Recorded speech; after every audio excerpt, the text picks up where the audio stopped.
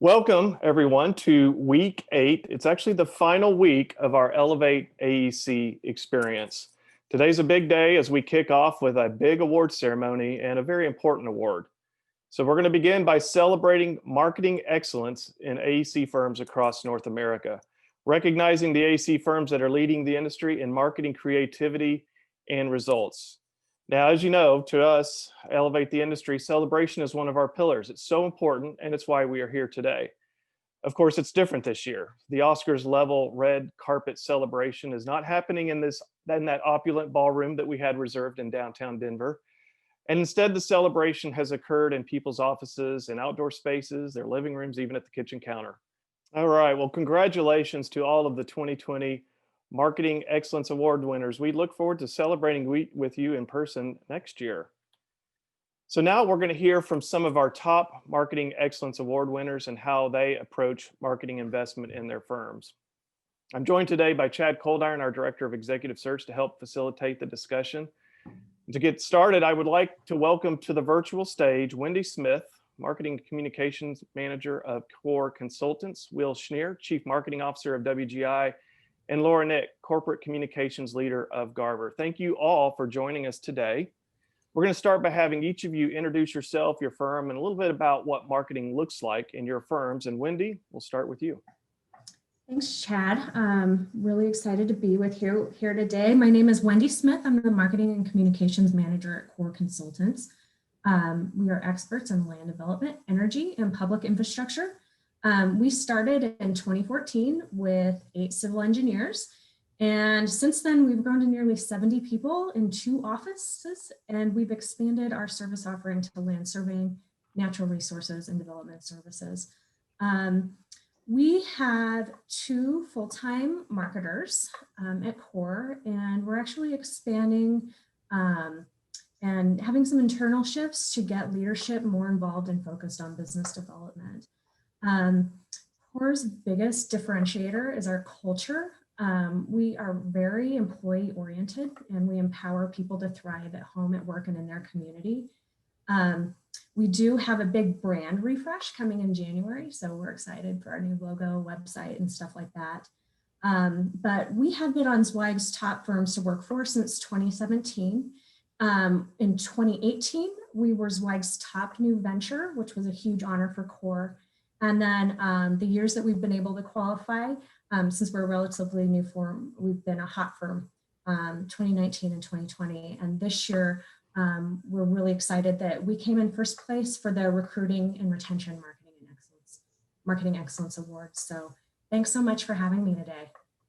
Thanks so much for being here, Wendy. The Core story is a great one. Okay, Will, welcome.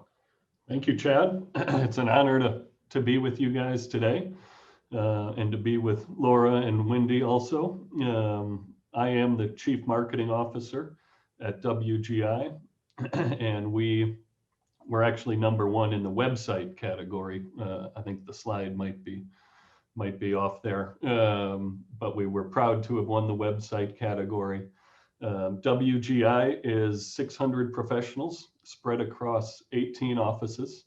Our headquarters is in West Palm Beach, Florida, and our second largest location is in Austin, Texas.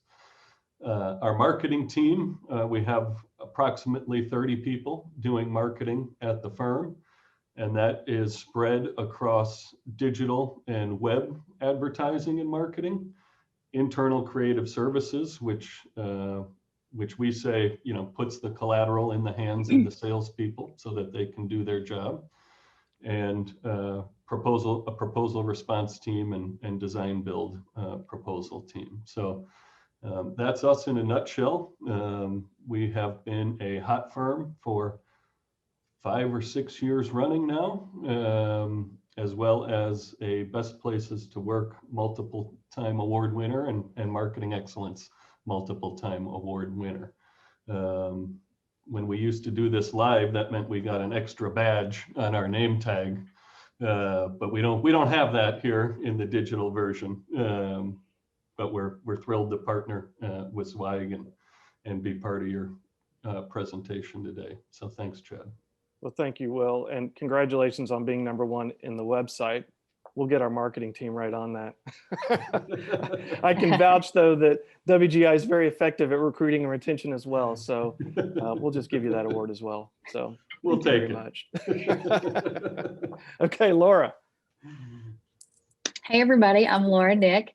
I lead corporate communications at Garver. So we are a 800-person engineering, environmental, and architecture firm. We cracked the top 125 in ENR last year. So of course we're excited about that, but I'm always excited. We are, again, at the top of the best firms to work for. Have to get that plug in, which we've been #1 or in the top 3 the past 6 years that we've competed for it, and on the hot firm list as well. So, but I'm excited about the marketing ones and talking about that today.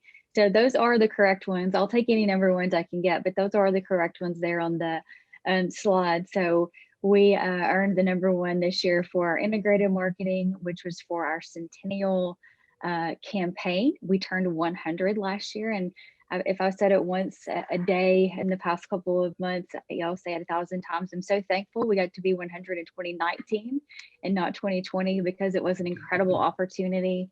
Also the #1 there was for our internal marketing, and that was how we engaged our employees with our centennial campaign, specifically bringing them all together for our annual summit.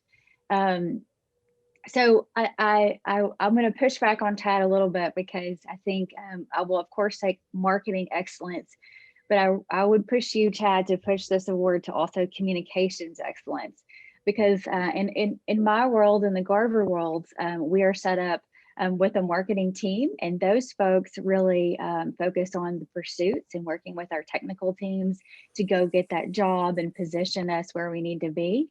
And then we have another team, which I lead, which is a communications team.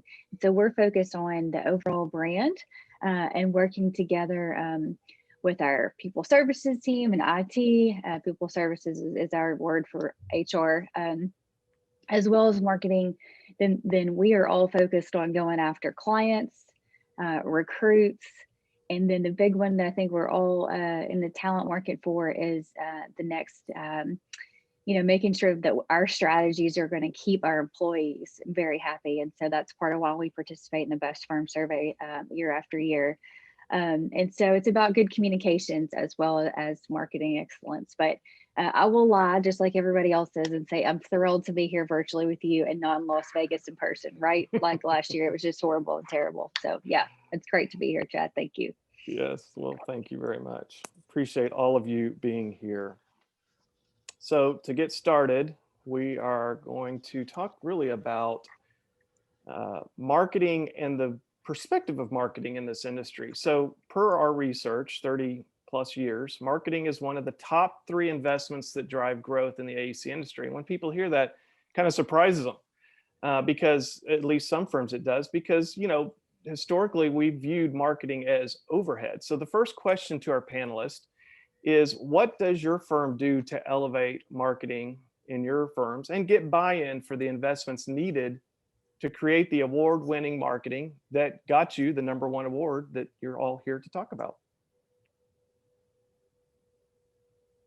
So who wants to go first? I can Well, jump in. Oh, you can go ahead, Laura. Well, I was going to say, I'll just piggyback on kind of how I set up how we're structured, which is we as a firm are really focused on those, what I call the 4 audiences, our clients, potential clients, our recruits, our current employees, and then lastly, our communities, because it's really important to Garver that we are living in the communities that we work for and then giving back. And so those communities then feed into those first 3 organizations. And so what I refer to that as is really a cycle. Those aren't 4 different distinct groups. They are part of what I call our investment cycle. So what we've seen, and again, Chad's going to pay me every time I say this, but we really take a lot away from the best firm to work for survey every year. And we hear what our employees are saying. And so we're trying and striving year after year to make sure that our employees are, very satisfied and getting the best employee experience here, because we know that if they are, then they're turning around and given that client experience, giving the client the best experience that they possibly have, and then that comes back to us. And so that cycle, it does look like a lot of overhead, but if you just use, Garver as a case study, looking at what we did in 2019 with investing in our 100 years and bringing all 650 employees to Little Rock, Arkansas, we rocked it out pretty hard, and that was an investment, but that was an investment that our firm prioritized because we were putting it back into our employees, and we knew that they would then go back, put it into their clients, and then it's just part of how we've been successful. So, everybody wants to shy away from that overhead, and so I like to call it really the investment.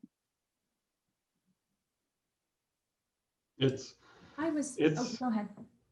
It's certainly overhead, but if done correctly, it's overhead that pays for itself many times over. And Laura just hit on several key items. Very few firms are hot firms and best places to work who aren't also very good and very strong at marketing. That's part of being a well-run and well-operated firm means that the investment that is made in marketing and in people services or human resources, those are not considered overhead like the office rent or the electricity bill or the gas that goes in the car.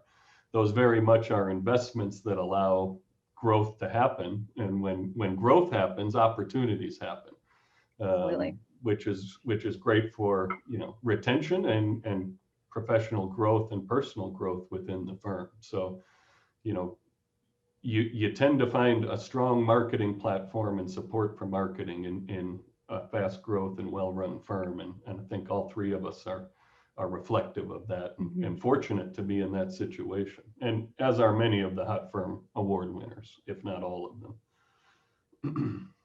Yeah, I would completely agree with what both Will and Laura said. I've been really fortunate to come into a firm where our top leadership is very invested in marketing.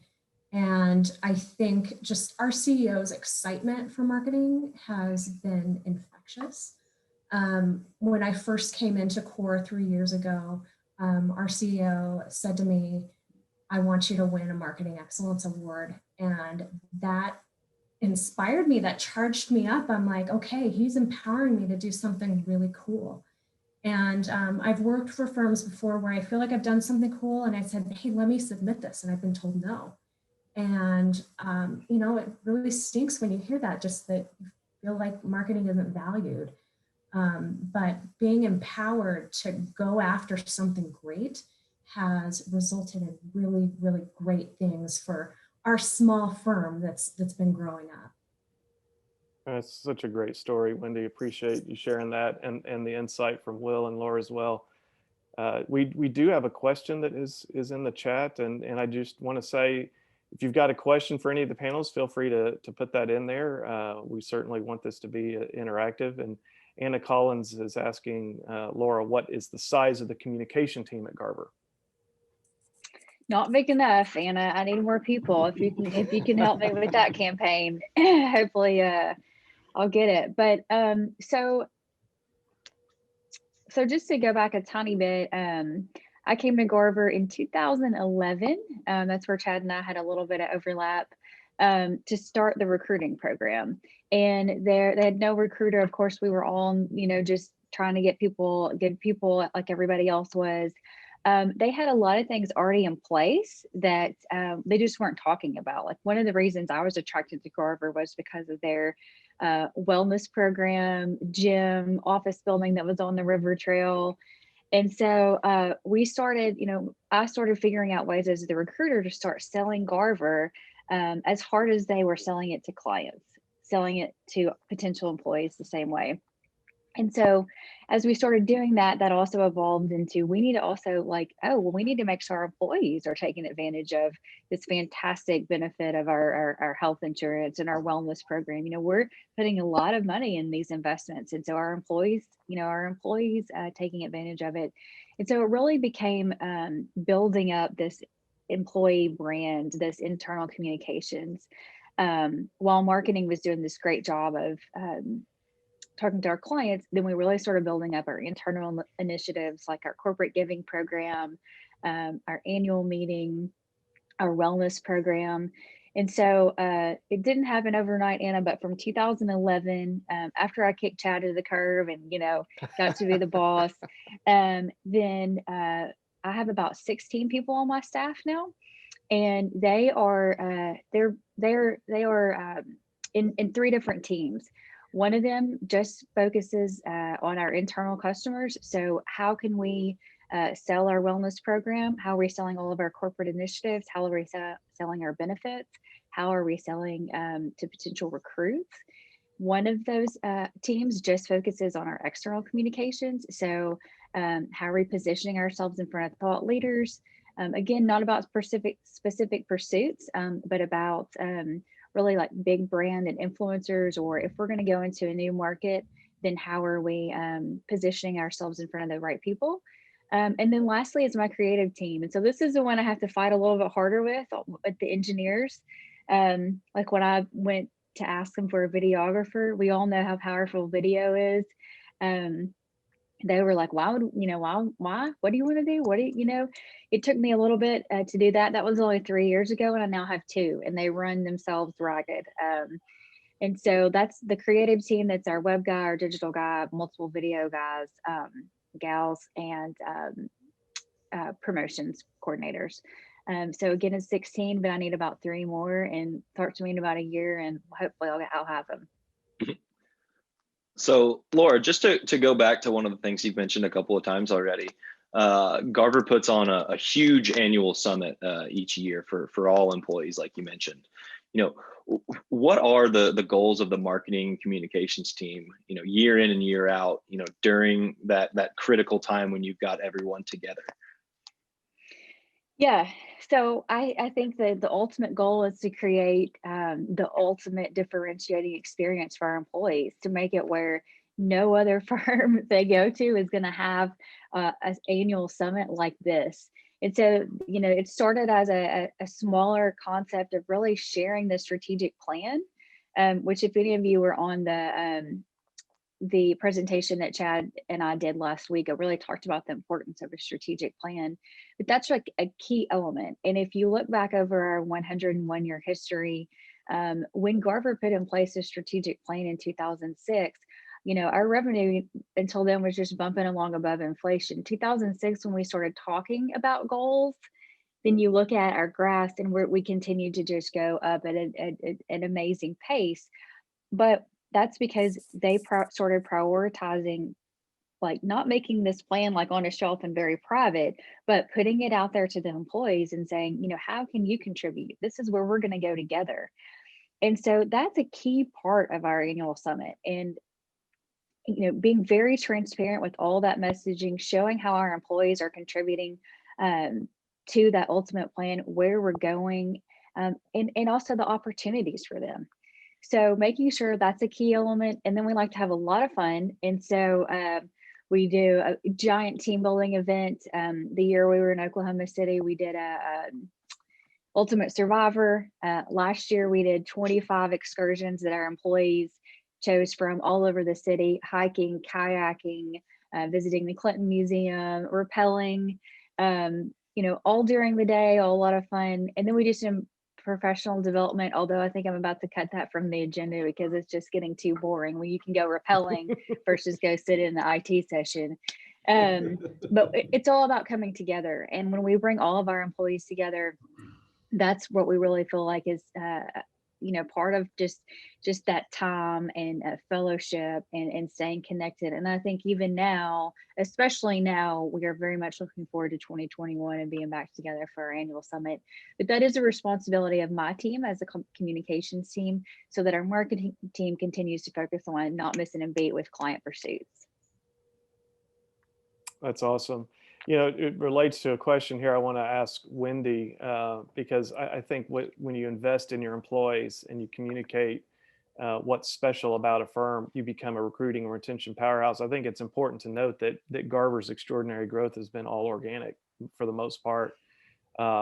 So Wendy, marketing is often associated with business development, and those things, people get confused about what they are, but firms really have to stand out and market themselves, build that brand.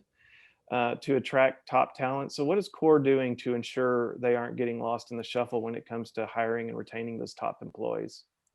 So that is actually the exact problem we were having. We were getting lost in the shuffle. We are a very small firm, or we started off as a very small firm. Nobody really knew who we are.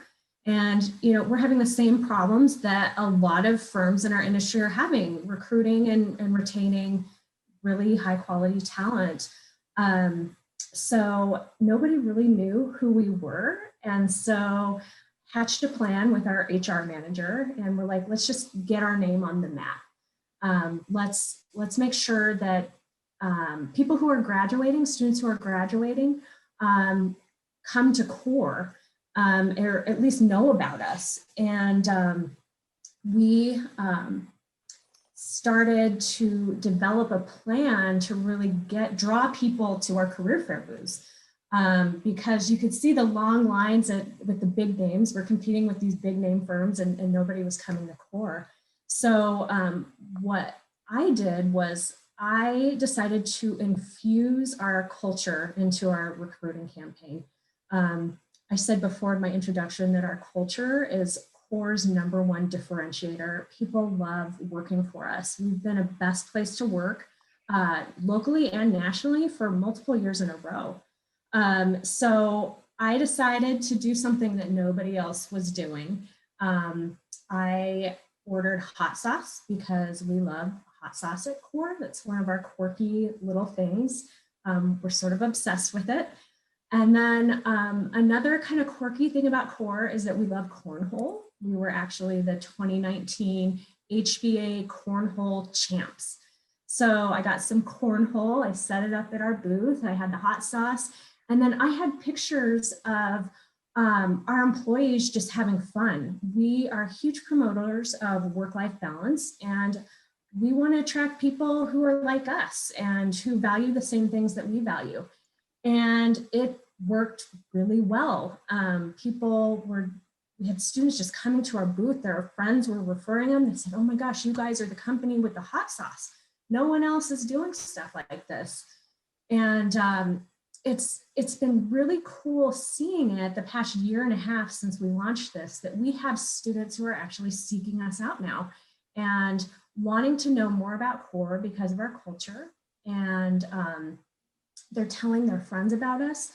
I think it's actually working a little too well. We have people who really want to come work for CORE who don't have a degree in civil engineering or anything that we specialize in, but it's been really exciting to see people who have like-minded values seek us out and want to come work for us. And it's resulted in some great hires for us. That's awesome. Thanks for sharing that. And Chad, as I know you've got a great question for Will here, and I'm just going to show that, yes, in fact, WGI was the #1 winner Nice. in website. And look Nice. how quick our team gets on this and makes sure it's right. So congratulations, you. Will, once again. I'm telling you guys, we would have never been able to fix that in a live event. That's right. We would have just had to stand on Silver stage and lining. like horribly embarrassed for the entire ceremony. So yes, thank you, virtual world. Yes, well, that leads us into this next one for Will here. With so much interaction happening virtually, especially these days, just like we're doing, today, a website can be a prospective client's first interaction with your firm. And I'll correct this and say client or candidate. A lot of the time, that's the first thing the candidate sees as well. What does WGI do to make sure the website sticks out and acts as an interactive member of your marketing rather than just a simple information center? Well, I'm passionate about the website and the effectiveness of the website. So I'll give you a couple of key points of how we think about it. Websites were important, 5 years ago. They were important in last year. They became critical in March when all of a sudden people could not fly to meet with prospective clients or even come into the office for an interview for several months at a time. The BD staff who typically would be, out in the community and at events, all of a sudden was locked at home with the rest of us. So that website became really our public persona for a period there due to the coronavirus shutdowns. And we were fortuitous to go into the shutdown with the #1 website in the industry. So that was nice for us. That was a feather in my cap to show off to the CEO and executive leadership team. But when we think about our website, we invest in it. You know, business development people, especially effective ones, are very expensive. And you could build out, you know, one of the best websites in our profession for a fraction of the annual salary of your best BD person. So we invest in it, and we now have a plan every 24 months to redo the website completely, to make sure that it keeps it fresh. When we talk about operating the website, we really try to feel like we have two front doors, one for prospective clients, which includes current clients, but prospective clients, and then prospective team members. And within those, whichever route you take within the website, you will find that it's very people-centric. We don't have stock images. Every picture of a person on the website is a real person in the firm. And the vast majority, I'd say 3/4 of the pictures of people on the website also have the contact information right there. So you could actually pick up the phone and reach them. One of the unique features that we built into the website is a geo-locating feature. So our website knows, based on where your IP address is registered, where you are in the country, and the projects that you see, the office locations nearest you, and the professionals nearest you are what will show up on the pages as you scroll through the website. We also have, whether it's a career-oriented page or a prospective client-oriented page, we have at least one conversion opportunity on every page of the website, which is critical. I think, you know, to emphasize that a lot of firms in our profession have a contact page, but those website conversions should not be overlooked. And we need to make it, as an industry, we need to, in a marketing group within the industry, we need to make it easy for somebody to fill out a form and get a phone call or an email back. Anecdotally, you know, any one of us have probably conducted a house search since March, conducted a search for a new vehicle, and I guarantee you we started on Google, you know, leading to Zillow, leading to your local auto dealerships. But the same thing is happening for 6-figure, 7-figure, 8-figure engineering services and professional services. So we need to keep that in mind and make it easy. You know, the car dealership that replies first to your inquiry is the one you're going to start talking to first. And we want to be in that position as marketers and as professionals. I mentioned that we invest in it and had a 24-month replacement cycle, but we also measure the return on the investment and report on it monthly to the whole firm. We measure our KPIs and our keyword rankings, and we measure exactly how much backlog has originated through the website cold, meaning we had no relationship with this entity before they signed a contract and they came through the website. And without giving away the dollar amount, I can tell you the profit from that line item more than pays for our whole marketing team, which is a nice thing to be able to say when, you know, the overhead question comes up and the continued investment in marketing comes up. I mentioned the conversions. You know, we went from getting, you know, 4 or 5 conversions at the beginning of 2018 under the old website. And for the last 6 months, we're averaging 355 conversions each month, which means somebody filled out a form on our website asking for more information or for a phone call, and they provided their name, email, and phone number. And so you can equate that. If 10% of that turns into work, that's 35 new projects. You know, if 1%, it's 3.5 a month. I don't know how many, you know, 3.5 new projects a month doesn't sound like a lot, but 3.5 from a website that didn't include a salary is a lot and does move the needle. Not saying our hit rate's 1%, it's somewhere between 1% and 4% any given month, but that's still great math in terms of a return on the investment. So that's how we think about the website. There's 3 people from our firm involved in editing the website and uploading new content every day. So it's a full-time job. It's not a static thing for us. That's Hey, can the awesome. panelists ask the question? Yes, absolutely. Hey, well, clearly, I mean, yeah, deserving of that #1 ranking. I'm glad Chad finally gave it to you. How does social play into that? Like, what percentage of your traffic do y'all prioritize driving from social? Social is very effective for us in exhibiting and demonstrating our culture. 2020 year to date, just over 2% of our web traffic has originated from social media. Okay. And that's down from 12% in 2018. So I think there's some social media fatigue going on generally. Hopefully that'll start to get better. But there's certainly social media fatigue. And then the other thing that took it from 12 down to 2 is that we really put an emphasis on organic content and our own hosted content and promoting that through our newsletters and through Google search campaigns and Google ads campaigns, which we exclude from the social media number. And so we've really seen most of our volume, almost 72% of it coming from, I've got the statistics up here, coming for year to date, coming from organic Google search, which is really the right way to do it. It means your content is keyword rich, it's effective, and people are finding value in it and making multiple clicks through your website, which drives you up in the relevancy rankings for Google, which is frankly the only one that matters right now. Right. So that's 2% is the current answer, which is down, and we're frankly happy it's down because social is a platform we don't own. You know, LinkedIn and Facebook can change their algorithm in a heartbeat, and you don't own it, and you don't own your data.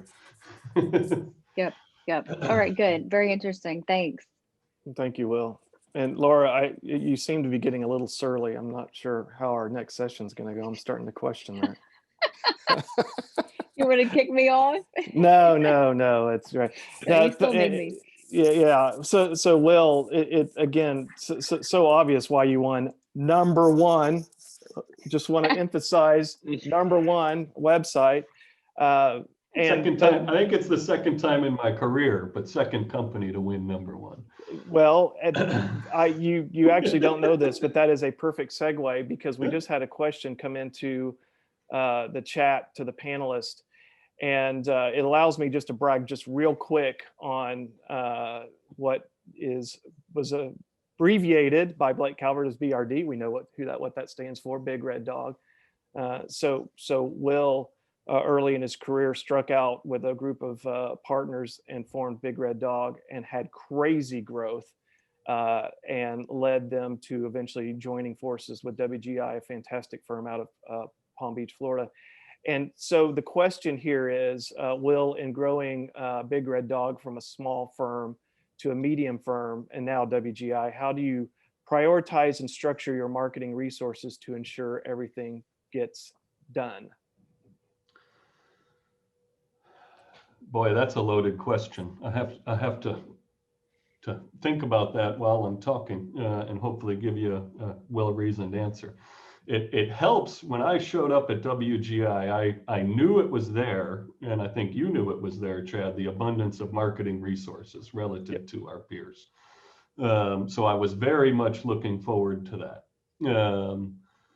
Upon arriving in early 2019, I was put in the CMO role, and I had to really take an inventory of what we had, how things worked, and how things were planned to be working. And I had the benefit of working for David Wantman, who you can never invest enough in marketing, in David's opinion, and that's a blessing. That shows you, I came from a startup who grew from a startup to 20 million in revenue. So my marketing department was probably a lot more reflective of Wendy's and always 2 or 3 people behind because I just couldn't justify the expense. And truth be told, even at 100, we only had 2 people doing marketing. Now, granted, we weren't in the public market, so we didn't have the big RFQ proposal mill going either. So now to come into a well-established firm, 600 people, it's a much different challenge taking a brand and actually refreshing a brand that exists than starting from scratch and building one from nothing. And that challenge needed to be handled delicately. We didn't rebrand WGI. They became WGI prior to our arrival. But we changed the corporate logo and image, and at the same time, we killed off the Big Red Dog brand concurrent to that. So that was some challenges that to answer the question, that definitely required prioritization. And anytime you do an acquisition and you're going to eliminate the underlying brand, whether immediately or over time of the firm you acquired, you have to tread lightly there and do that properly, or you lose a lot of the goodwill that came with the acquisition. And fortunately or unfortunately, I guess, depending on how you're looking at it, while rebranding WGI, I also had to kill the underlying Big Red Dog brand that we acquired, and I spent a decade building up, and we had a bunch of stakeholders at the table and a well thought out plan. It was about a 6-month transition. Everything from the office signage to the letterhead to the digital assets to the checks and the conference booths and everything else. And we had the corporate support we needed, and we had the horses to pull the cart along, and our team did a wonderful job in executing both of those campaigns, eliminating Big Red Dog and refreshing the WGI brand at the same time. And the timing was great because Big Red Dog represented a third of WGI at the time of acquisition. So we made our marketing and branding impact felt in the first 2 years, and it's been a great marriage. So having your executive support and being a marketing guy at heart who reports to a marketing guy at heart is a nice combination. There's not much friction there, which is great for both of us. It's a great response, and you guys did handle that transition so well. I know it's tricky because you had that big brand, Big Red Dog, that was known so well. So yeah, absolutely well done, and great insight there. I just will tell everybody, we've got another question in the chat I'm going to throw out to the team, and then I will be disappearing here in about 7 minutes to go prep for our next session, which I'm teaching with Laura. I think when she enters the waiting room, I'm still contemplating whether I'm going to let her in, just depending on how her behavior continues. You need me. You need me. I do need you. I do need you. So great. Yeah. So we've got a question here from Laura in the chat that says, regarding your marketing team structure, does your marketing team include proposals, response to RFQs, and general marketing, or are those separate? And that's just to all of the panelists here. So feel free to jump in. Does your marketing team include proposals, response to RFQs, and general marketing, or are those separate? Ours marketing team does. We have about 20 people doing RFQ and design build response packages and proposals. They are actually led by a colleague of mine. That is a huge effort. So Brian Lamott is our Chief Business Development Officer, and he runs that part of our marketing team for us. Under my umbrella is marketing and creative services, and our marketing consists primarily of website, digital, and events promotion, whereas creative services is really collateral promotion. And those two groups also handle internal communications, all in-house video production, events promotion, events production, as well as everything I just covered on the website a couple minutes ago. And we're very fortunate to have a experienced ad veteran running the creative services side, and then Big Red Dog's former marketing director runs the marketing side. So we're no shortage of talent, but our marketing group also does include that RFQ team. And then just coming from the much smaller firm side, we've got 2 marketers, full-time marketers, myself and our marketing coordinator. She deals mostly with the proposal side and dabbles in the marketing creative side. And I more or less deal on the creative and the branding side website, but also oversee the RFP side. We are making some internal changes to get our leadership more involved in BD, because that's something else that I sort of manage. So we are in the process of separating those out so that we can better support each other. I'm going to jump off here in just a second, but hey, it's a good segue, Laura. I was just going to say, you know, the overlap we had when we moved the recruiters into the marketing team, and then later when you expanded and built the communications team, which really has been transformational for the employee experience and driving the growth, which is what we're going to talk about here in the next hour. Thought you should share a little bit about that, and I'll jump off here and see you on the other side. Thanks, Chad. Yes, so I mentioned about coming into Garver and really trying to sell to potential recruits. And so we actually moved our recruiting team under the marketing umbrella before I had communications, because we needed to think about really how to sell, right? And the tools that we needed and how to be creative. So where many firms, in my previous firm, we had it in the HR department because it, you know, that makes sense. It's very, you know, about the benefits and those salary offers and stuff like that. But to truly sell it, then we moved it under the marketing umbrella. One of our recruiters is actually on here, so she may pipe in with some comments because it's back under HR now, but we work seamlessly with them because, you know, we handle all of the social, the communications, the brochures, the events that they do, supporting them so that they can really focus on those conversations and sourcing those candidates. And our recruiting team, as well as our business development team, are structured to what service line they support. So our marketing folks are divided into supporting either our transportation team, our water team, our aviation team, and so are our recruiters, so that they can just really know that channel. And then versus my team communications, where we're talking about the big Garver brand and supporting us as a whole. So that's our structure internally. I'm happy answering those questions too. If y'all want to email me, I'm happy to do that. But Chad's got me in this next one, so I'm going to jump to. So great to be on this panel with Wendy and Will. Y'all take care. Thanks, Laura. Bye, Laura.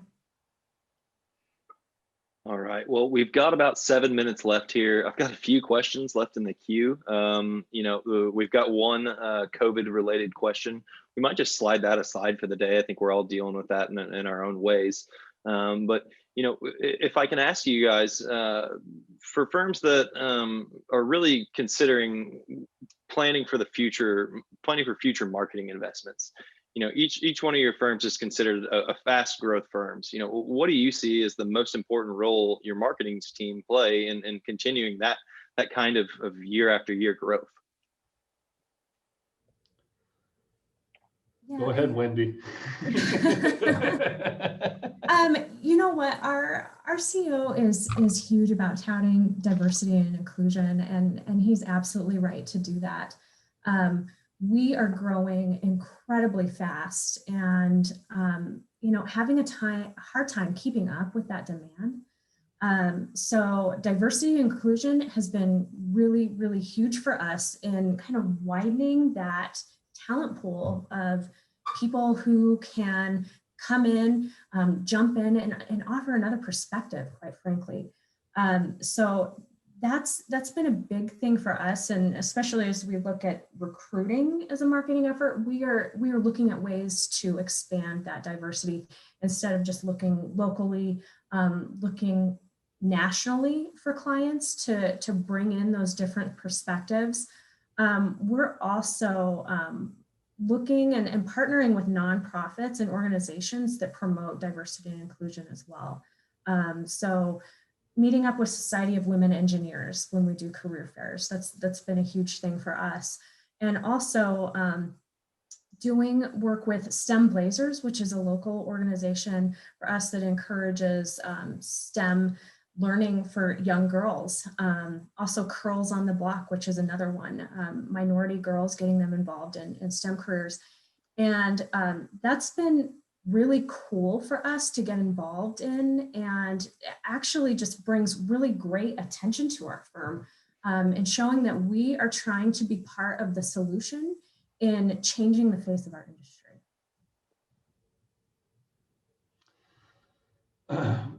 Specific to marketing investments, Chad, and how we go about planning those, any significant investment, which I'd say, non-personnel related significant investment might have a threshold of $40,000 or $50,000. I better know a year or more in advance that investment is coming down the pipeline, and be understanding how the overall company's financial picture looks, and how this investment fits into the overall strategy of the company. So, if I want to redo the website in a year, I'm telling our CEO in this year's budgeting process, put $75,000 in there for a new website. If I'm going to redo the internal intranet the next year, on a 3-year cycle, that's another $50,000 that needs to be in the budget when the year starts, and in my annual planning documents. And once, not putting it in the budget's not justifying it. I then have to justify the return on investment. I have to demonstrate how, it allows us to be faster, quicker, more data oriented. Innovation and technology, if we are highly encouraged to propose investments that are rooted in a technological backbone or a technology backbone, automation, AI, things like that. And, being able to frame what we want to spend money on within those parameters is a big key to getting investments approved. If I want to hire, a senior marketing person, I need to be having that conversation months in advance to demonstrate the need and make sure it's in the hiring cycle. Smaller investments, if we want to have an event or an internal campaign, those are evaluated on a case-by-case basis. And the more stakeholders involved, the more stakeholders pushing for it, the more effective those investments are. But just purely in terms of our marketing investments, it's planning and it's return on investment. It's not just doing things willy-nilly because you heard about it at lunch or at a conference. And I think every other group and division within the firm would give you a very similar answer. At WGI, we don't refrain from making big investments, but we make smart investments, and they need to pay off, because if you miss too many big ones, you're in trouble. And we've been fortunate to not find ourselves in that position. Quite the opposite. And I, just talking about the website, to me, that's a smaller investment. Wendy working with a smaller firm. When I was 10, 20, 30 people, I didn't have the budget to be talking about a $50,000 or a $75,000 website. No, I had the $5,000 website with a lot of overtime hours and man hours internally putting content up.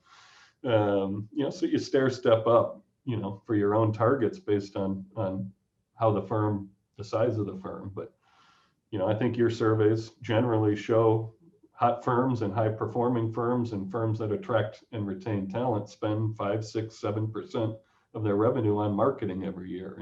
And that's money well spent in my mind. Sure. And, there's a reason that, Garver, WGI, Core, you guys all consistently rank there. Will, I think you touched on a point that's just a good lesson in general. You know, to really be effective in getting that marketing movement going internally, you have to show your work. This just isn't something that a lot of people are willing to buy into, and the conservative, you know, nature of the business. So showing your work always really important there, and I think, like you said, getting that buy-in from leadership and gaining momentum to turning this into a cultural movement is where the best firms, I think, really tend to shine. So we are at our time today. We've got another presentation starting here shortly that I think a couple of us already hopped off to, but we're gonna start with that. But if there's any follow-up questions or anything that we didn't get to in the chat today, please reach out to any of us. Our contact information should be right there on the events page. And then we'll also have a recording available if you wanted to go back and catch a little something specific that you didn't hear during our hour today. But again, thank you to Wendy and Will and Laura and Chad, who had to hop off. But man, I can't wait to do this in person next year with you guys. But thank you for helping us put together a good experience today. Thanks so much. Thanks a lot. Thanks for having us. We will see and we you look all. forward to next year too. I'm ready for another tuxedo. After 6 months of eating at home, I may need a new tuxedo. We're ready for you guys to come to Denver. Yes, we are ready to be in Denver. I think we had our hopes up pretty high this year, but like everybody, we adjusted, and we'll see you guys next year. Thanks so much. Guys.